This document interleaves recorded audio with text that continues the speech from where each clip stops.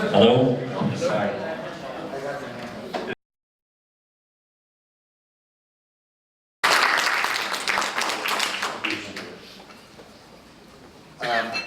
Do I need a mic? If I don't need a mic, I won't use a mic.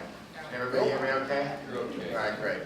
For somebody who has a fear of speaking, you do very, very well. Great strawberry farmer and a great speaker. So I'm here to go over our plan and our ideas and our thoughts that have been collected over almost 4 years of being down here. We've had an office and people down here. We've met with, which we'll show some slides, and heard from about 4,000 people. And through that process, I want to make sure this is up. Through that process, we've learned a lot. And that's the whole point of us being here, was listening to everybody, hearing what you like, what you don't like, and putting together our thoughts and ideas to reflect what people have asked for. So I'm going to run through these quickly, and then we're going to go into question and answers, because I think that's probably the most productive use of our time. Give you a little background about the company, and I share this with you because I think it's important to share the philosophy of how we go about stuff. I founded the company in 1991. We're private. We don't have any outside shareholders or investors. I say that because the ability to make a decision quickly and make a commitment quickly is very singular. We don't have to go back for approvals. We are big believers, and we operate on a handshake on how we go about our business, and we always have and we always will. We take a lot of pride in being very transparent, being honest, and being long-term holders of real estate. I have never sold anything I've developed. I don't ever plan to. My plan is to have it be multi-generational, which also means that I'm very committed to not only the first level of investment, but our ongoing maintenance on how we operate and maintain our properties.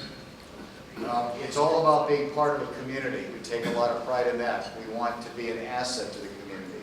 I believe that what we're doing isn't just about building open space or retail centers or restaurants or residential. It's about being part of the community and part of the fabric of the community. And that's why we spend so much time listening to what residents want. And gathering places for the community. I have been looking to do something in North San Diego County for about 15 years. Up until now, we have never found a site that we liked. And as you know, at this site, it's one of the most magical pieces of property around, with, of course, a freeway, but the ocean to one side, open space to the other, and bordering on a beautiful lagoon. We spent a lot of time talking about open space, and everybody knows, I think you know about Prop D that was voted on, that created open space. And so I would ask what your definition of open space is, because what we found out through the process of negotiating for this property and understanding Prop D is that there's probably a disconnect with the expectations of what people had under Prop D and what really is allowed. So this is a map that shows the property that we are under contract to buy. 48 acres that is zoned and permitted for commercial development, and 155 acres that's designated as open space. That was approved in 2006 by the voters. And the California Coastal Commission never adopted the same definition of open space because it really isn't true open space. Under Prop D and open space, you can have buildings, you can have libraries, you can have civic functions in open space. It's not what we would call true natural or open habitat open space. You can have a golf course, civic buildings, museums, in the definition of open space under Prop D. Yes, you can. But we can talk about that. But if you look at the Prop D and the definition, you can. When we met with, I'm sorry. I'm sorry, I just said I had no idea. I know. We didn't either. We didn't either. So what happened was when we started meeting with, and you can interrupt me, it's fine to interrupt me. When we started meeting with people, everybody said we want true open space. So we went back to the utilities, San Diego Gas and Electric, and we said, in addition to buying the 48 acres that's approved for commercial, we'd like to negotiate a deal to buy it all. We had an option, so we exercised our option, and we came up with plan was developed over the years with bus tours we took to our property, particularly the Grove. I don't know how many people have been to the Grove.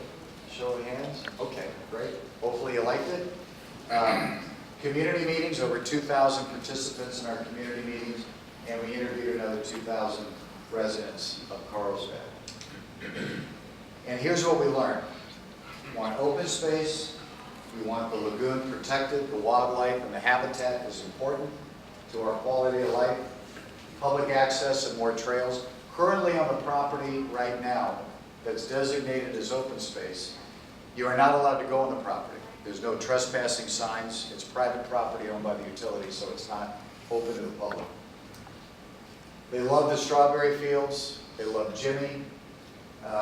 They want to keep agriculture in the area, particularly strawberries. They want quality retail with local and national merchants.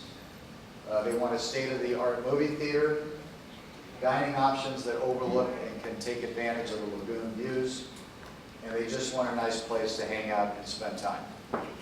And so as we developed our plan, we agree with all of those things.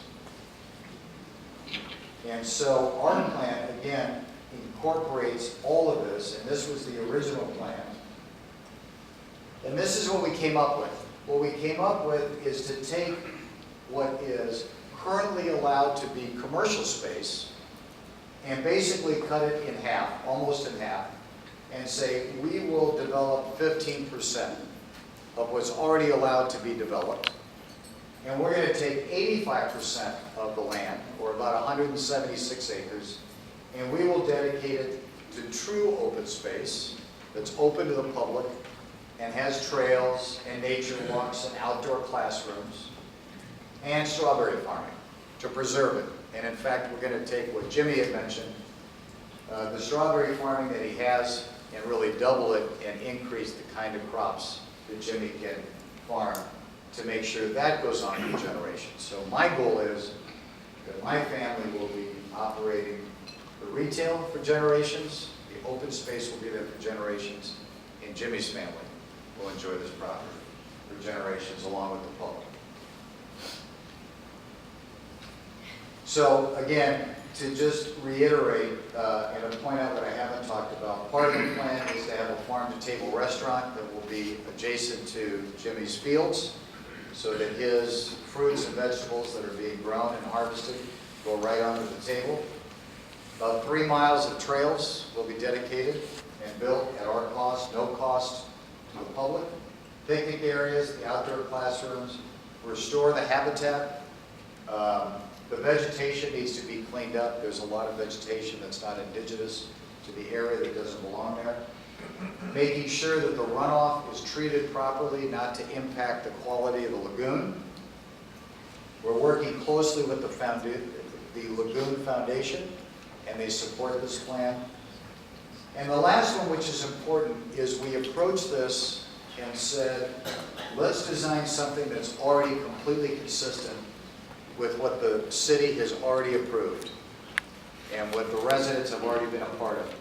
So this is, our plan is consistent with the city's general plan, the growth management plan, and the local coastal plan, including height limits. We're not asking for exceptions to any of that.